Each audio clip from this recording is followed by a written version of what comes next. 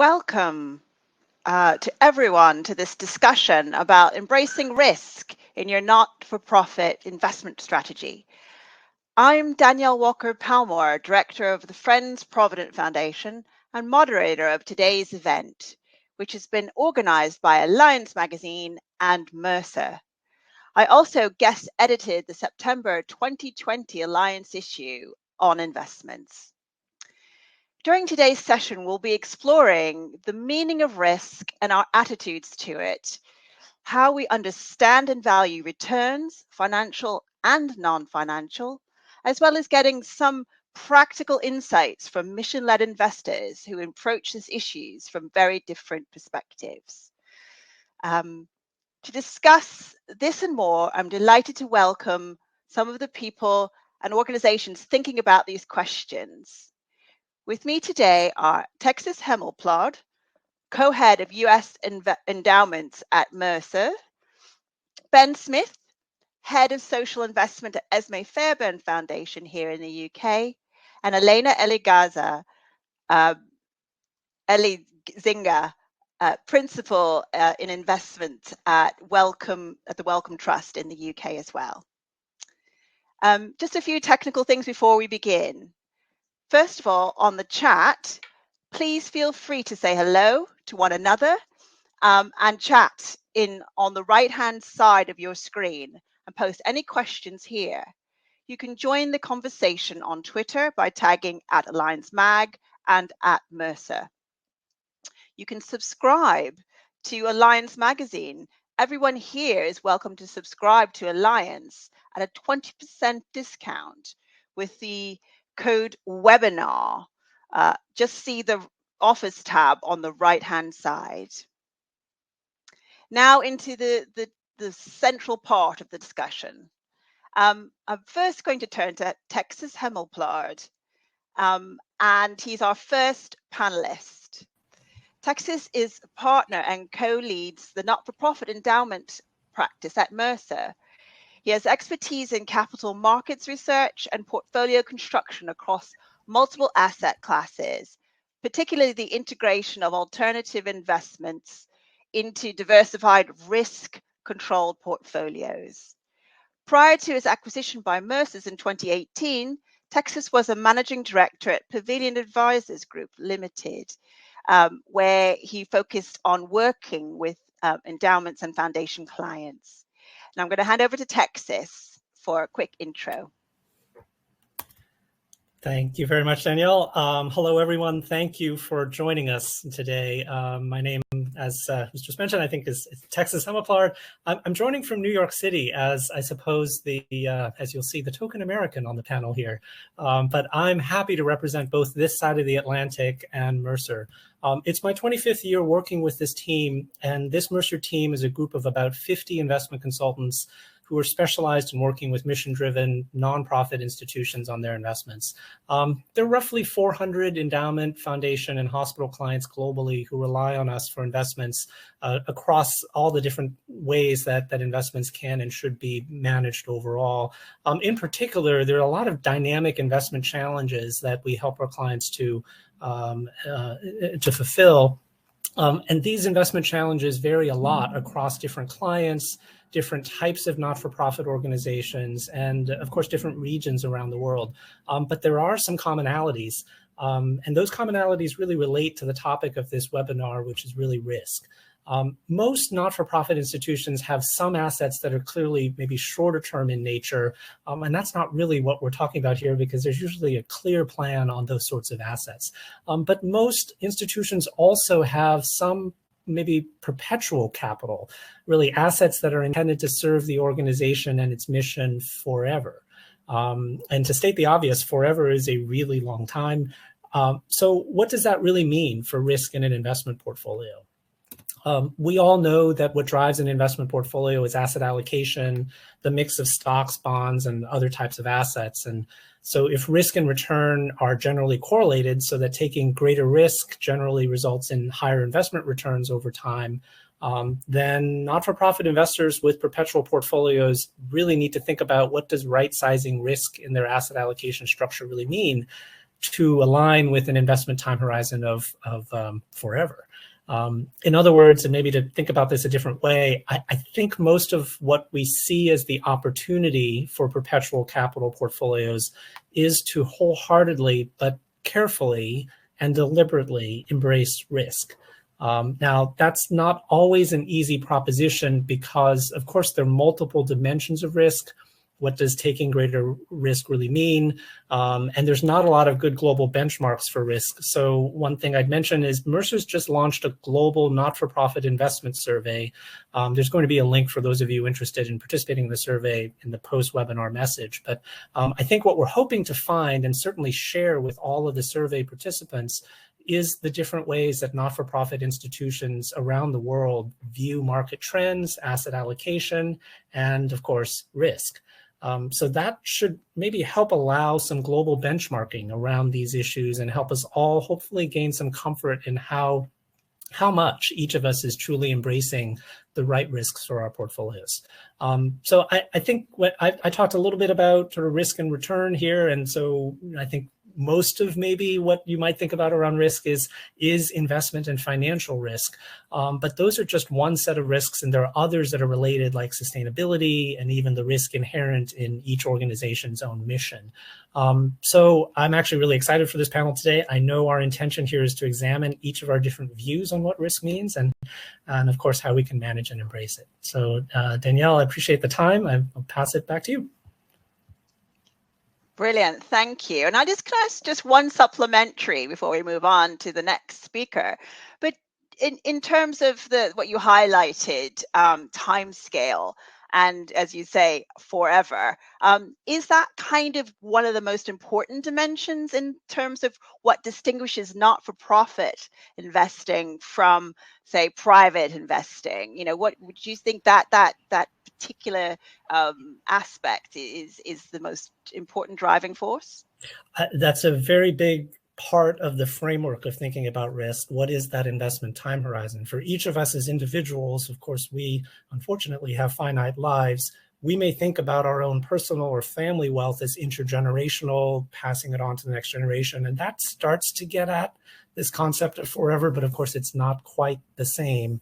And it's very much not the same for, say, pension funds that are trying to meet a specific liability, because there's not a specific liability in the case of the types of institutions we're talking about here. So that I think in terms of the foundation for thinking about risk, that time horizon is the critical piece in our opinion.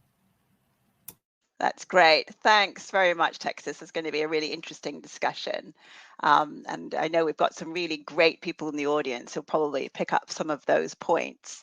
We'll move on to our next panelist, and this is Ben Smith from Esmée Fairbairn Foundation.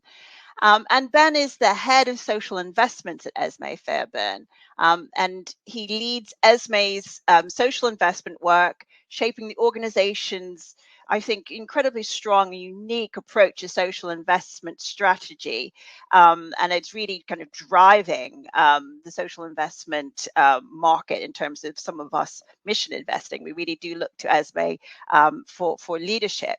And Ben both keeps an eye on the strategy as well as managing the overall portfolio performance, designing opportunities and spreading best practice.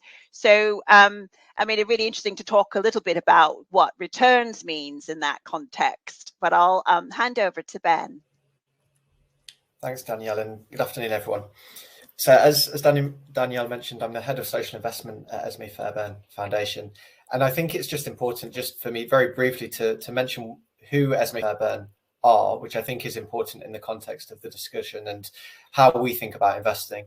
So Esmée is a foundation which was established in the 60s, which has an endowment now of over £1 billion. We're most known as a grant maker. We distribute around £40 million per year across impact areas of the environment and food, around injustice and around community. We also, though, significantly have a £45 million social investment fund, which is designed to be financially self-sustainable. It aims to take an impact-first approach, which essentially means that we are happy to accept concessionary financial returns as a consequence. So the target across that fund is break even. Since we began that practice in 1997, we've made nearly 180 investments using close to £70 million of capital. All of the returns which we received are recycled. And to date, we've achieved a 2% return across those 90 exited investments. And so it's about where we'd like to be. Historically, our endowment has had the sole aim of generating financial returns in order to enable our grant making. However, that's really been changing over time. I think there are two kind of really significant points. One was in 2018 when we created a carve out from our endowment of £25 million for ESG investing. And then the second was last year in 2021, when we agreed to a £10 million allocation to impact investing. And so I just wanted to very briefly mention what we think of social investment versus impact investment versus ESG investing, which again, I think is quite important for the context. So when we're talking about social investment, it very much is that impact first approach, which is accepting concessionary returns as a consequence.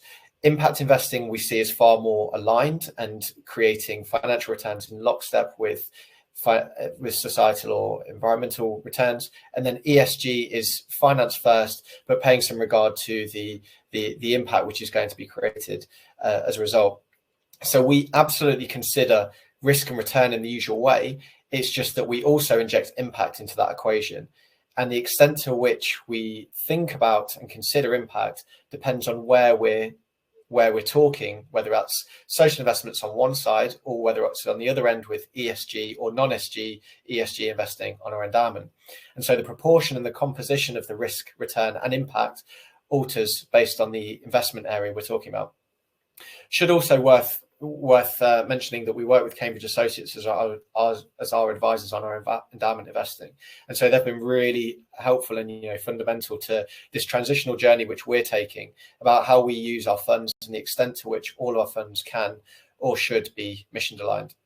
And I think that fundamentally everything when we're considering risk, return and impact and the way in which we consider those different elements and the way in which we invest is all based on the belief that pursuing financial returns alone without paying any regard to the societal or the environmental impact which money has, we're now in this position where actually that's irresponsible and it's unsustainable.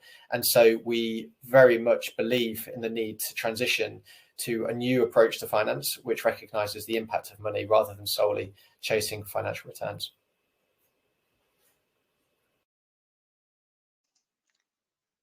Thanks, Ben. That's really helpful. And I mean, just as another kind of quick supplementary, and I was really struck by your kind of tripartite way of thinking about risk, return and impact. I suppose one of the critiques that certainly, at Friends Provident Foundation we've faced, and you might face as well, is this potential relativism, like what is impact, and at its very worst, people say things like every investment has an impact. And, it's just like, but so I mean, how do you account for impact and the balance between return and impact in the same framework, or do you have is it all like on a case-by-case basis? How does it work? It's a great question. I think you're completely right. Every investment has an impact. Some of them are for the benefit of the environment and society, some of them perhaps not so much. In terms of like how we think about impact, I mean, impact measurement is just such an incredibly intangible thing to be able to do. And of course there are frameworks, the growth of the Sustainable Development Goals as a categorization tool, the growth of initiatives like the impact management project framework is really helpful.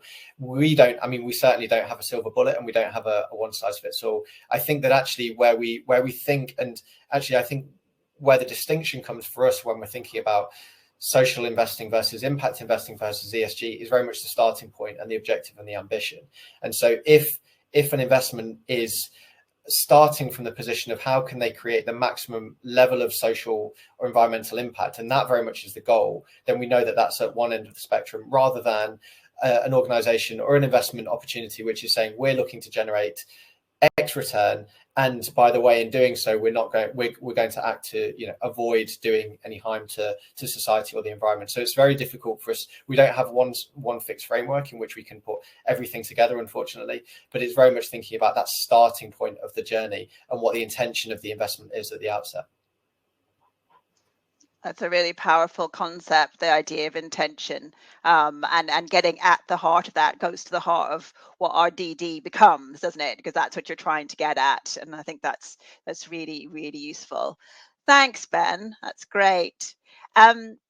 Right, and now we'll move on to our final panelist, and it's Elaina Elzinga, and I do apologise for getting your name wrong the first time round, who's the Principal in Investment at the Wellcome Trust. Elaina leads the Absolute Return team, where she's responsible for Wellcome's partnerships with hedge funds that have a low equity market correlation, including multi-strategy, macro and credit managers. She also has a strong interest in the energy transition, which we share at Friends Provident Foundation, and oversees the investment initiatives on climate, including their roadmap to net zero. And I'll hand over to Elaina, but it'd be really good to know, how many managers does Wellcome have? Thanks, Danielle. Yeah, so to quickly or answer that question, it depends what asset class you're looking at. So across the whole portfolio, I'd put it around the 50, 60 number of managers. But we think really in terms of the materiality of each investment and ensuring, and I'll get onto this later in terms of how we think about risk return, but ensuring that for the scale of team that we have, we can really make sure that investment and that relationship with that manager moves the needle. So to start by just setting the frame and telling you a bit more about Wellcome, who we are and how we think about risk return in the investments portfolio. Wellcome exists to provide funding to solve the urgent health challenges of our time across the globe. And we fund this mission solely from our investment portfolio, which today stands at about £38 billion. And our governors have mandated that we should invest this portfolio to maximize risk-adjusted returns over the long term. And to fund our mission, we've just committed in our latest annual results to give £16 billion away to our charitable cause over the next decade. So that will look to address the priorities of infectious disease, mental health, and climate change and health, and the intersection between those, as well as funding a lot of discovery research. So I've been at Wellcome for over 11 years. And in that time, the investments portfolio has gone from 13 billion to 38 billion, which is roughly about 15% a year in sterling. And I'd say that we've done this by being able to play to our strengths and, in short, being able to run with high levels of risk, to Texas's points. We can have a bias towards equities and to take advantage of the illiquidity premium that we see there. So today, and this has been fairly consistent over my time, about 75% of the portfolio is in public and private equities. The majority of our public investments are managed directly. And unusually, we don't have any fixed income aside from a tiny bit within our hedge fund managers. In fact, we issue debt to take advantage of our AAA credit rating and our time horizon. I'd probably admit that we do have some unique advantages, or fairly unique advantages, which are play to our benefit. One of which is that we don't have any legally defined liabilities, although I wouldn't want to over-egg this, because if we fail to meet our charitable spend, then we have failed, frankly.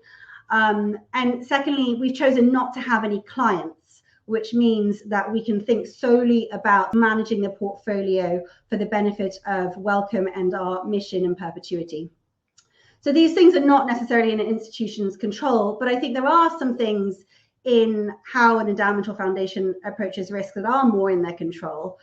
And one thing that's key to our approach is that we don't have any strategic asset allocation. And this brings a couple of benefits, I think.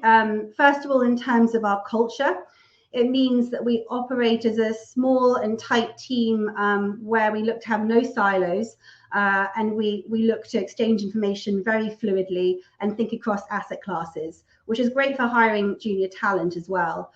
We're also individually incentivized on the whole portfolio rather than to promote our asset class. It also means that we're not slaves to the efficient frontier, so we can think on a bottom-up basis, and allows us to hold on to our winners if we think the fundamental risk return is still attractive. We also don't use volatility much as a key measure of risk, although we do consider it, so we can actually take advantage of periods of volatility. When it comes to managing risk, our structure is designed to consider the three main ways that we think an endowment or foundation could go wrong and to avoid against that. First way is putting too many eggs in one basket. And that is why Wellcome sold down its stake in Glaxo Wellcome and diversified its asset base in the 90s. We do therefore have limits on the percentage in a single asset manager, but they are very broad and generous. And the reason for this, and you probably got this in the answer to my the initial question, is that we do think you could over diversify, particularly when you have a lean team. So we have focused on concentrating our portfolio, and our top 100 assets make up about 90% of our whole portfolio. The second way that ENF can go wrong is not having an adequate eye on liquidity, forcing a disposal of assets at distressed prices. And finally, and really relevant to today, is inflation, which obviously can significantly impact your long-term real purchasing power. So the majority of our portfolio is invested in assets where cash flows are expected to show some degree of protection in real terms, although this is constantly under review. Finally, I'd say we do think a lot about ESG and sustainability, even if we aren't an impact investor. We call it the license to operate of the assets we invest in. And we think a lot about how our managers of our assets protect and enhance that. So this is a critical component of risk return for us, really. And last year, we also launched our roadmap to get our portfolio to net zero, and our ability to have close relationships and engage with our managers will be a key component of getting us to net zero by 2050 at the latest. I'm happy to take questions on any of that and looking forward to the discussion. Thanks so much, Elaina. And I just wanted to just pick up a little bit, because I'm really fascinated by your concept of the license to operate, because that feels like, you know, a real touchstone for you and your team. And I was just wondering, was that a strategic discussion with trustees, with your IC? How did this formulation that informs your work come about? Yeah, I'm finding it because we realised when we were getting asked questions by our stakeholders on it that it was something that we'd always done, but we perhaps hadn't spoken about it very much outside of our core team. And the reason we've always done it, particularly when we started investing directly in public equities during the financial crisis, is that we really do view it as a core component to risk return. We think that the best assets and the managers of the assets are those that think about the long-term, the myriad of stakeholders that they have, and not just generating profits for shareholders. Because if you have a one-dimensional view, then you will inevitably run aground on other aspects that contribute to your risk. So we, as a team, on investment, we do a thorough review of a company's license to operate, considering the really material factors. And then we will review this at least once a year on a formal basis. But in practice, license to operate, whether it's diversity and inclusion, whether it's climate change, whether it's governance, will feature in essentially every discussion that we have with managers. So we have got better, I think, about talking about this with stakeholders, but really it's done internally and managed and owned by the investment team who have those close relationships with the managers of our assets. That's really interesting, and I think actually that could be a really interesting thing. I don't know if it's a proprietary, but it'd be interesting to share, actually talking to other foundations about those internal, those sort of internalized actually value systems that we actually tend to operate as investors. So that's great. Right, now this is an opportunity for the audience to participate, and whilst you're thinking of your questions for our fantastic panel, we're going to go to an audience poll, which is going to be interesting. So there is a little polling sign on your screens. And you can take part if you just look to the right of your screen. There's a little tab called poll, and you can click on it to take part.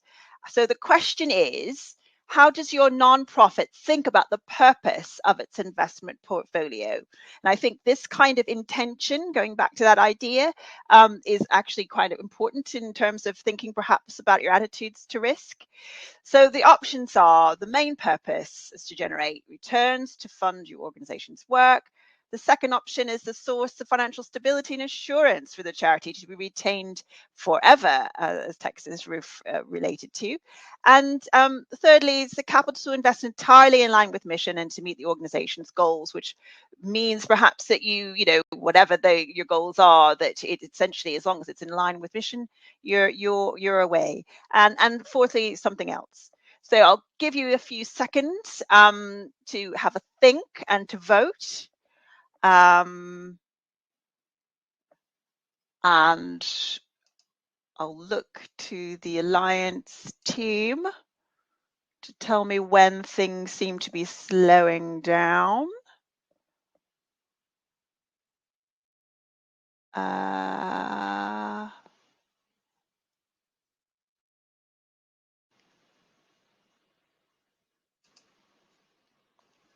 Okay, is that good enough? I think that's probably good enough.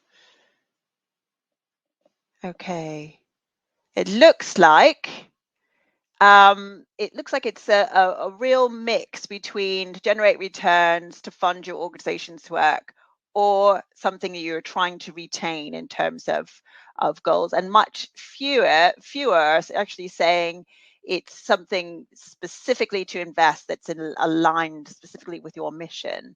And then there are a few people with something else. It'd be great if the people who did click D would just write in the chat what your D is. Like, what is that thing that it's meant to do that is neither none of the options given, and that's a genuine question. So do let us know. Right. I think now we'll turn over to a bit of discussion and then an opportunity as well for you, the audience, to add questions into the Q&A.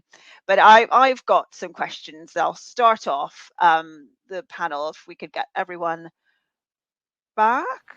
Is that a thing? Anne-Marie, I'm looking to you for your assistance. Right, everyone's back.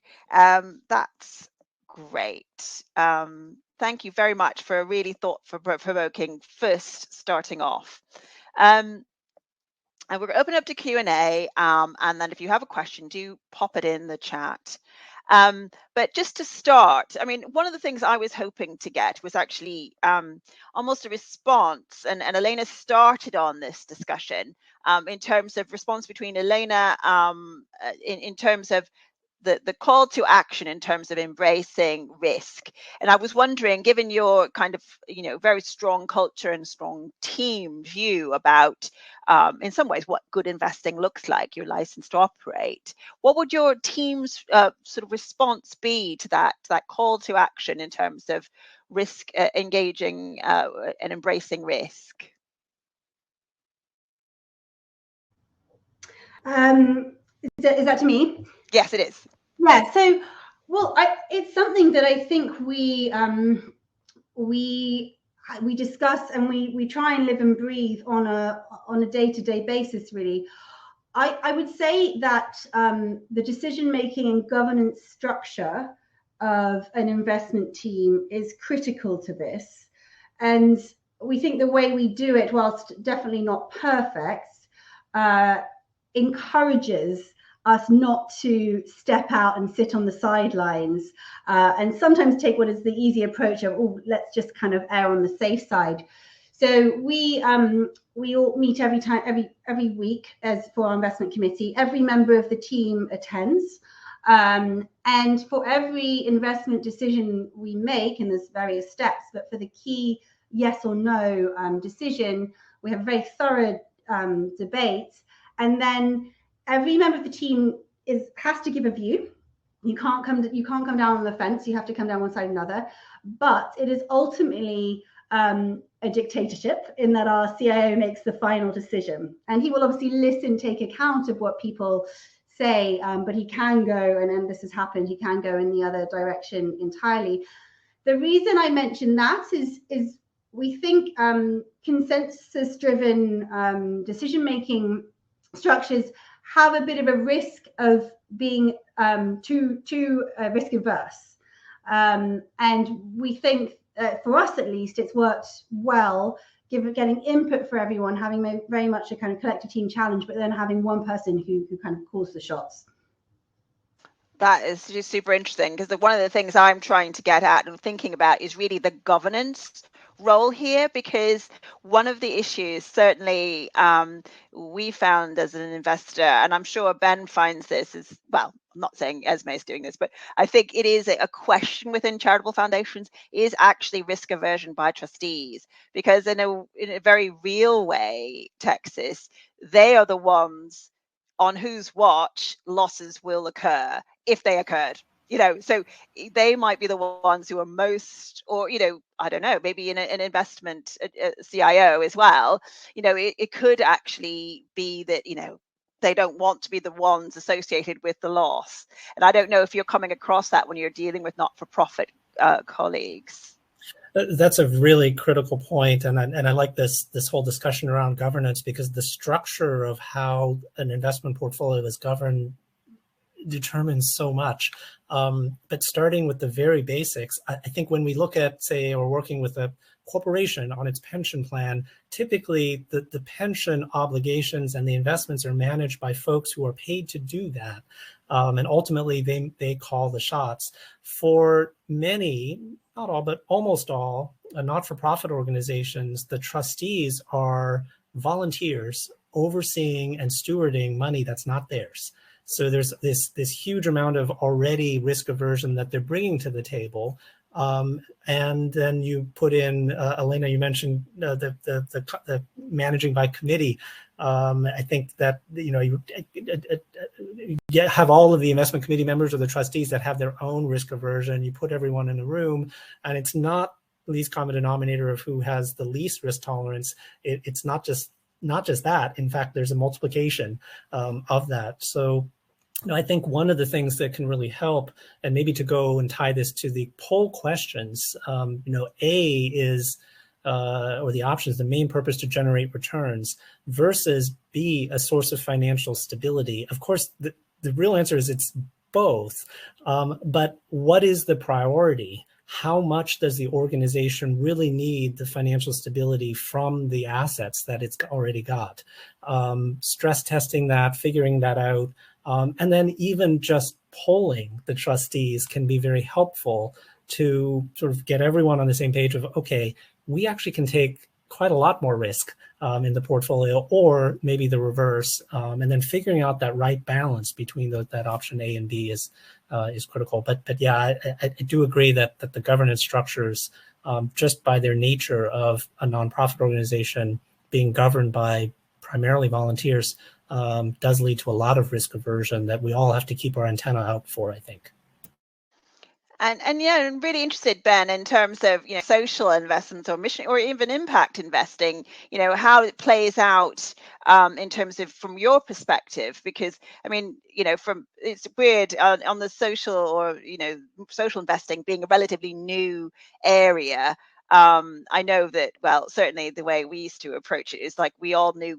No one knew what they were doing. So it was kind of okay to kind of take risk. And we actually quite often invested together. So that was a kind of risk spreading, maybe it's not actually mitigating it. It makes you feel better though, if you're not alone. But I don't know how it plays out in terms of the governance and how decisions get taken on your 45 million and possibly impact side.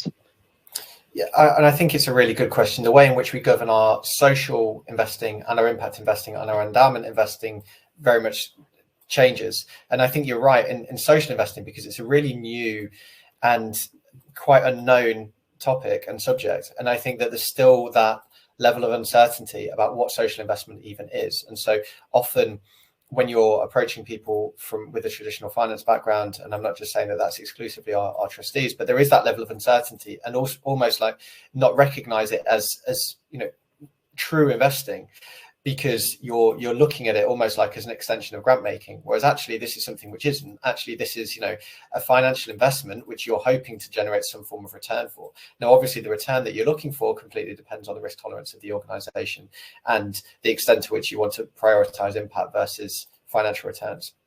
On our endowment, and I think that the conversation then is really interesting, and equally the poll. And so like the way in which we are starting to think, although we're certainly not there at all, is about C. So the way in which we can kind of invest our capital entirely in line with mission. But that does take a very different stance and a very different requirement for mentality, and trustee mentality in particular, that actually, so the financial returns that we look for across our endowment at the moment is an RPI plus 4%, which enables us to siphon off a proportion each year to be able to pay for our operating expenditure centrally, and then also to make grants. So obviously there's that direct pegging of the better the endowment performs, the more we've got then to be able to give away in terms of grants, which is fantastic. But it depends in the way in which that endowment is being invested, because if you're creating 45 million pounds worth of good societal or environmental impact with your grants, but that's being offset by investments which are not creating, any form of good, or worse, actually detracting from the grant making that you're doing, then actually, what are you really doing? What's the true purpose of the organization? And so I think that it takes a massive step to say, and to your point about, on Trustees Watch, it takes a big step to say, actually, our priority now isn't necessarily RPI plus 4% in order to be able to enable us to make these grants. Instead, it's all of our capital is going towards creating environmental or societal good. Now, of course, you've then got this tough measure of actually what does that look like, but very much kind of considering the impact return rather than just financial return. But that makes a big difference in terms of mentality of going from an RPI plus 4% and seeing our endowment grow continuously versus perhaps the endowment stagnates, or even it reduces, and therefore the amount that you're giving away in terms of grant might reduce as a result. But then you've then got perhaps £1 billion of capital going towards creating societal good, rather than each year 40 to 45 million. So I think it's a difficult mentality for people to come to terms with, and I think that it's a journey for all of us. And certainly from a governance perspective, that's something that we're on the journey to. That's great. It's really helpful. Actually, there's a question in the Q&A from Julia, who was asking you, Ben, specifically, if you have a minimum return identified for social investments, I think on not a portfolio basis, but actually specifically in terms of, I guess, individual investments. But do you have a response to that? Yeah, not on an individual basis, but across the portfolio, we look to break even. And across all of the work that we do, we very much try and take a portfolio approach. And therefore, as you would with any portfolio, you're looking to balance the risk across the portfolio. So for our social investment, it's break even. And as I said, we're at a 2% return across our 90-ish exited investments at the moment. For our impact investing across the portfolio, we're looking for a 6.5 to 8% return. And then our endowment, which includes our ESG carve out, that's an RPI plus 4% return. And I'm curious if I can jump in with a question as to how you're seeing the universe of investable opportunities on the impact side evolve. It seems from my perspective, there have been a flurry of managers who traditionally haven't thought about impact now kind of tagging that on. Curious as to how you're viewing that, whether you think it is kind of a genuine embracing and change of their approach, or whether it is just really the addition of a word. I think it's a great question. And, there's a fine balance between organizations and fund managers who are genuinely looking at changing the way in which they're investing, and whether that's based on customer sentiment and clients genuinely demanding this, whether it's based on the apparent improved returns if you're considering ESG factors. I'm not quite sure, but I completely see that there's a really fine balance between genuine desire to change the way in which you're approaching and also impact or greenwashing. What we're seeing, there's a number of, particularly in the impact investing space, there's a number of really exciting, innovative new funds from new fund managers that are coming up that are really trying to do something very different, particularly in the areas of environment, with using technology, plastic technology, for example, looking at sustainable foods, looking at alternative proteins. There's a really interesting wave of new funds, venture funds, PE funds, etc., that are coming forward. But obviously, because most of these are first-time funds and they don't have that track record or reputation, then you've then got that additionality of, you know, the level of risk that you're taking. So the impact return might potentially be quite high, but actually it's a completely unproven fund with a very little track record. And so again, I think that comes down to kind of the balance of how we see things. So I think it's, you know, coming back to the question, I think it's, there are absolutely some fund managers and loads of fund managers that are entering the space now, trying to change their narrative and the way in which they're working.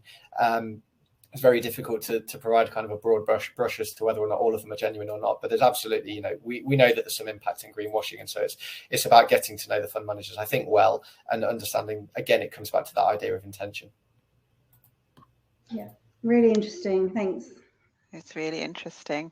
I mean, actually, that's an interesting question from Rebecca in the Q&A, and she's asking, you know, just really, and maybe this is a question for all three of you, you know, risk is in the eye of the beholder, really, you know, how you think about risk and just what you perceive as a risk, etc., is very much, you know, from it is subjective. At the same time, it can be objective. So I think there is a point of that, and really wondering whether we should have kind of more of a diversity of inputs as to thinking about risk. So it's not just sitting with boards, though I think obviously they still have a fiduciary duty in terms of their duty to the charity or the organization, but just taking a broader view perhaps of risk. And if I just sort of slightly interject, it was something that we did at Friends Provident Foundation was actually, we were actually bringing a wider range of stakeholders, this is a kind of illustration, into the decision around choosing a manager. And that was we actually brought grant holders and colleagues into the room to hear the pitches. And we just thought, no one will, in terms of managers, who would put yourself through that? But in fact, lots of people did. In fact, we had 64 requests to submit submissions, and it was a fascinating process. And I suppose I do think there is something really interesting about bringing other people into the decision making, though I completely contrast it with Elaina's view about how important it is to have a shared culture and have a tight team. But it'd be really lovely to get your responses, your reflections on that, perhaps starting with you with Texas and then moving through the panel. But, you know, what's your thought about diversity of thoughts on risk? Yeah, this is an incredibly insightful and thoughtful question. And Danielle, some of your thoughts around this, I think we're right on here. Where we look at what we might consider the best governed portfolios, where the portfolios really match what our assessment is of what the right risk tolerance should be in a portfolio, is when there is that diversity of thought. It can exist on just the board. It can also exist where the board is looking for others for input as well. So it's not, I don't think the right structure is should this decision lie solely with the board or with others. It's more of, does the board believe that there is enough diversity of thought and the right information and the right data to be able to make that decision already? And if not, actively seeking that out can be very, very helpful. Some of our most productive meetings with boards of trustees on the surface don't seem like they're particularly productive because there's a very wide array of opinions, sometimes very strong opinions. But at the end of the day, when a decision is made, there's usually a huge amount of confidence in the direction because those different views have been surfaced and discussed. The last thing I'd say around diversity of thought is, to the degree to which we can gather it, it's great. Codifying it, sort of being able to write it down. Here's what we think, here's why. And it's not a be-all, end-all, this is our document forever, but it helps to really guide decisions for the next immediate future and maybe moderate term, and perhaps every 5 years revisiting it and makes some sense. But yeah, the diversity of thought is a great question here around risk, because there are very many views. Yeah, that's great. And Elaina, what's your kind of reflection on that? Yeah, so certainly agree that diversity of thought is critical at every level, really. So it's something we interrogate in our private equity managers and how they make decisions, they don't typically score that well on DEI, but they are, I think, improving, and it's down to us really and other LPs to put pressure on that. And that goes all the way up to the board of governors, where because of the nature of what we do have an incredibly diverse board in terms of background, as well as many other metrics, ranging all the way from investment professionals, business people, through to some of the world's most eminent scientists. And also we're trying to build, and I think we're starting to do this quite successfully, global diversity of thoughts amongst that, because frankly our investment portfolio is global and the research that we're looking to fund is increasingly global. So I think it's about within that diverse group, as Texas was saying, them trying to form a consensus on what risk is to you or risk is to us. And so as I articulated, we think it is those three main things. It's inflation, it's liquidity, it's over concentration, but also over diversification. Fundamentally, it's permanent loss of capital for our portfolio. It's not monthly or quarterly volatility. And I think part of our exercise is stakeholder management and being clear that we're running with a high level of equity beta. We should expect to see volatility in the short term, but that actually, when we're sitting with a cash pile of about 9%, that is our friend, and that will create an opportunity if you can be patient and go with it. That's really interesting. I think that's fascinating. And just Ben, in terms of, you were saying obviously your risk tolerance changes in terms of its impact relationship as well. So there's that complex relationship. What do you think about diversity of thought in making those sorts of assessments?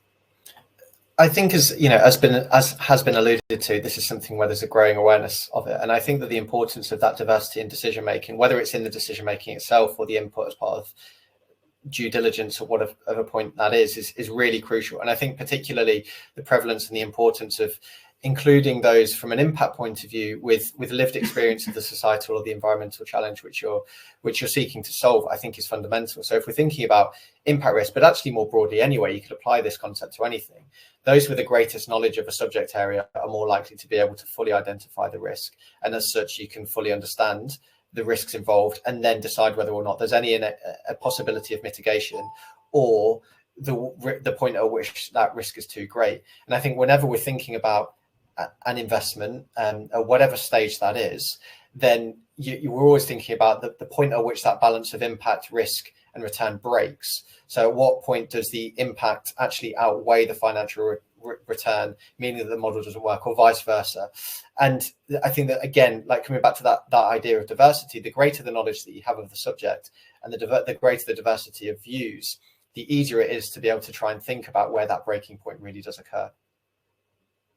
That's really interesting as well, because one of the things that I think, and it is that sort of perhaps that early alignment between social investment, that direct investments in social enterprises and social activity, but where there's a financial return, and grant making is in some ways some of those skills that knowledge can transfer quite directly. You can kind of use your knowledge about food systems and that you might have learned through grants into some food related investment decisions, if that was sensible. Or Wellcome, I know that certainly you've done some things, or actually you've done investments, I suppose. I don't know, you don't call them social investment, but you have invested in medical things, haven't you?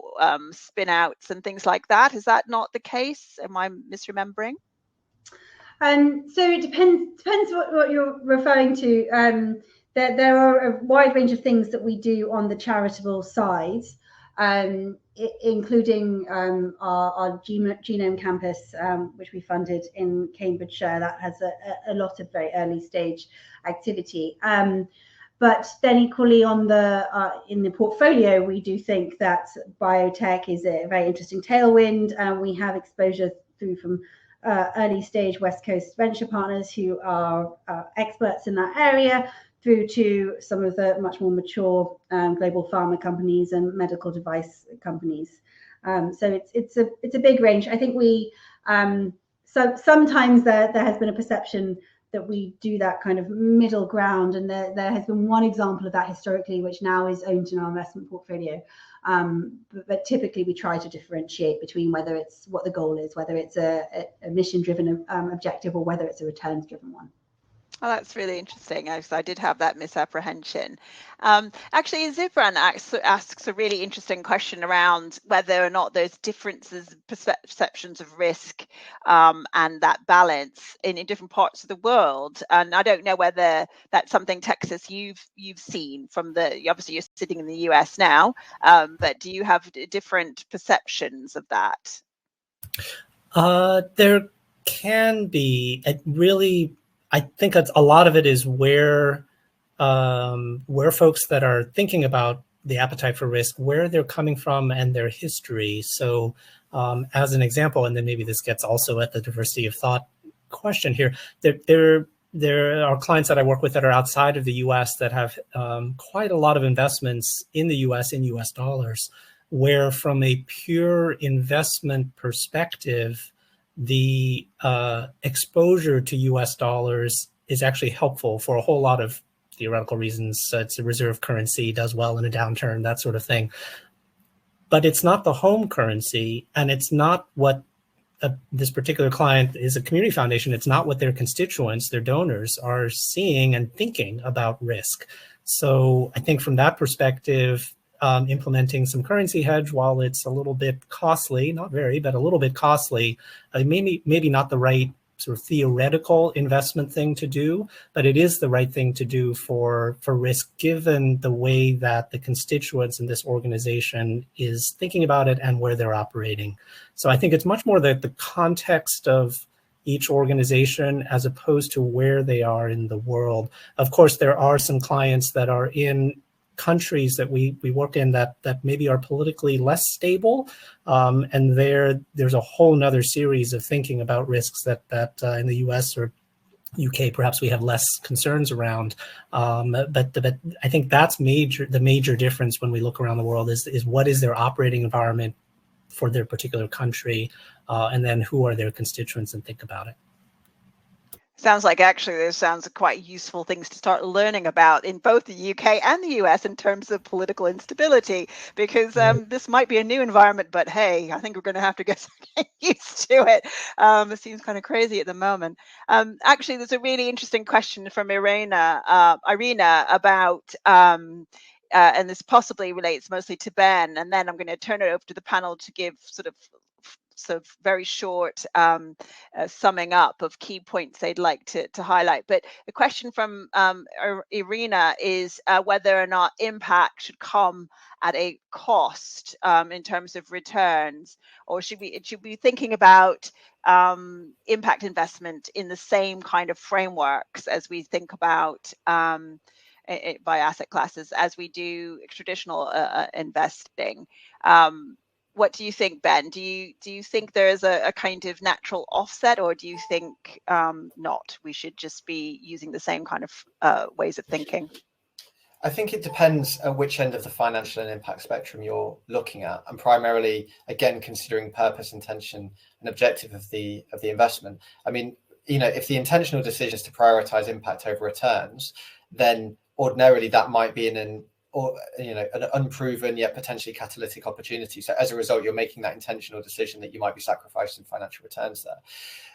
But then on the other end of the spectrum, it might be that you're making the other decision. I mean, some relatively early data sets and reports, which I completely appreciate, are sometimes contested, do demonstrate that in many cases, investments which consider ESG criteria do actually outperform traditional investments. So it's not necessarily the case that it has to come at a cost. What I would say is that I think that you can think of impact in the same way when you consider portfolio construction and asset allocation, when you're thinking about liquidity and risk and building that portfolio approach. And I think if you adopt that mentality as a traditional investment approach, but then you also thinking about that third dimension, overlay impact, then I think that's when it can become quite powerful.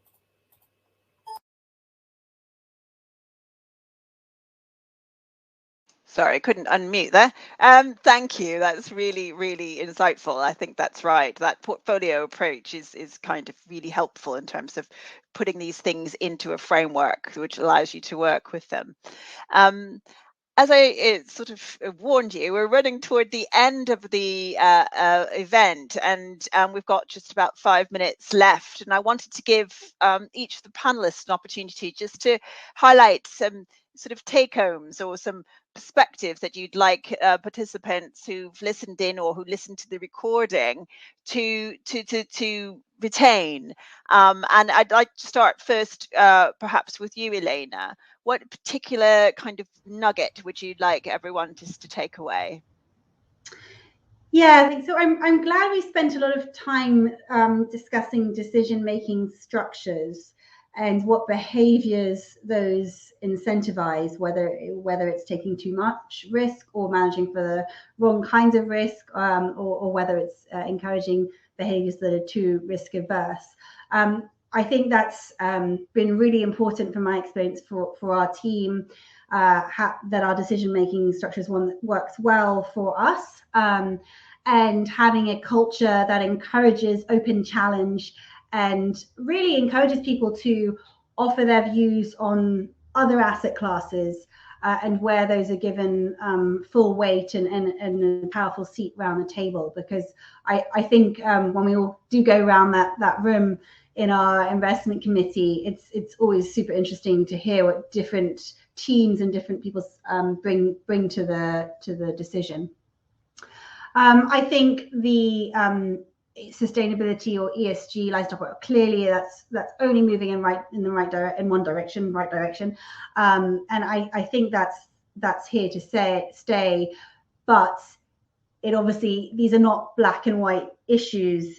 They're very difficult to form a common view, as opposed to looking at a kind of a long-term number is obviously much simpler. So I think standards hopefully will evolve there, but also it's about an institution's core set of values, and the risks that you articulate and manage for should go to reflect those values. Thank you. And Ben, any particular single nuggets? I think, unsurprisingly, the fact that, you know, the consideration of impact as a dimension of risk being really crucial. And I think not just from a reputational point of view, but also the material impact which it can have on investments, whether that's a physical risk due to extreme weather events, or whether it's regulatory risk based on governments altering regulation to combat environmental or societal change. And you know, fundamentally, we obviously believe that the impact is so fundamental to the way in which you think about investments and portfolio and risk going forward. And so we're very much at the start of this journey. We know that there's some really interesting organizations, particularly in the US. So organizations like Rockefeller Foundation really leading the way. But I think that there's some really interesting work which is coming out about that consideration of impact. And yes, absolutely, there's that big intangible of what does an impact return look like. But I think that people being open-minded and just seeing what's happening, because it's a really exciting space as we look to change, I think, the way in which the financial system perhaps in the future is working and what considerations look like. Brilliant. And Texas. Yes, thanks. I'm going to echo, Ben, a word that you mentioned, or a phrase I suppose you just mentioned, just being open-minded around maybe something different. The implications of forever is the actual time horizon for investing and thinking about the impact in your organization's mission really forever. And if that is the case, maybe be open-minded about the implications of what that means for all of the stakeholders for your organization. Some data around this can be very helpful. So I'm going to do one last plug here for Mercer's Global Not-for-Profit Investment Survey. Hopefully everyone here that's viewing this will contribute to it. There'll be a link that is now in the chat and also will circulate after the webinar. It's completely free. The goal is really to help each institution see and even benchmark how your organization fits into the global world of not-for-profit institutional investors, particularly around risk. So thank you.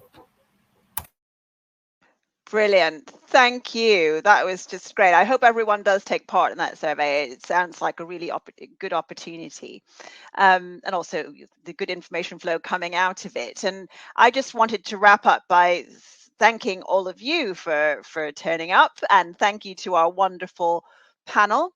I hope you've enjoyed today's discussion, and I'd also like to thank our partners at Mercer and working with Alliance to making this event possible. And the Alliance team have been fantastic in supporting us and making sure we know what we're doing and we know where we are and get the time right. And most of all, thanks to all of you for being here with us and joining us today and being part of this conversation. The next Alliance event will take place on the 10th of February, and that will explore the global future of philanthropy sector. And you can find out more about it on the Alliance events webpage.